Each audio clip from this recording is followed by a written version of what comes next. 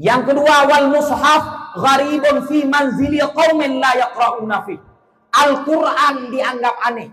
Al-Quran terasa aneh apabila Al-Qurannya duduk di dalam rumah orang yang hantim baca Quran.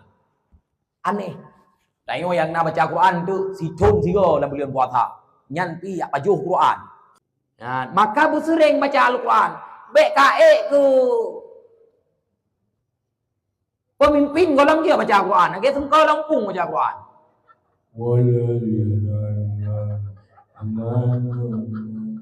Ini kaek ke kecil. Mentang dia baca Quran. Calon roh ke kecil Quran hendak baca. Ini kan kecil ke lampung lah. Apa yang keculok yang kecil. Apalagi bupati, apalagi gubernur, apalagi presiden. Punya Quran hai tu baca. Gimana cara ini? Urseh sengkau lampung om. Urang jamun nan kalon mim tua.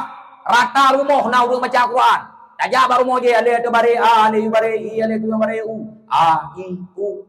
Yang mana nyamun? Nak ingat mata Quran ju sama ya. Tajak baru mo je. Abu Tausi Jaiha Sudaudi. Ya, tajak baru mo je. Tajak baru mo je. Anakum aunakum enakum. Tajak baru mo je. Tajak baru mo je kai pi Quran. Kai rom tu mai. Tajak baru mo je. Bismillahirrahmanirrahim. Yasin wal Qur'anil Hakim innaka laminal mursalin. Lagai. Tajak baru mo je. Nun. Hola illam. Qaf. Hola illam.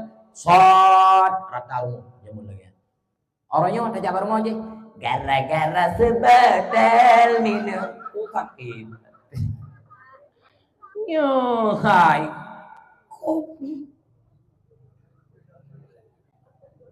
Uang kan, deh.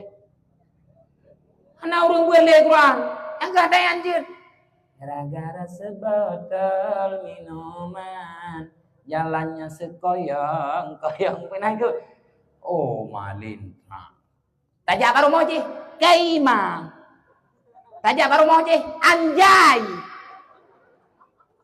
Waka. Tajak baru mau je, anjir. Nyan ban kau leu aje. Tu mena yang jit, lagu yang hana jelas, lagu pria Quran yang nak tahu. Padahal mun tu mena man dua rojen. So pegah Nabi.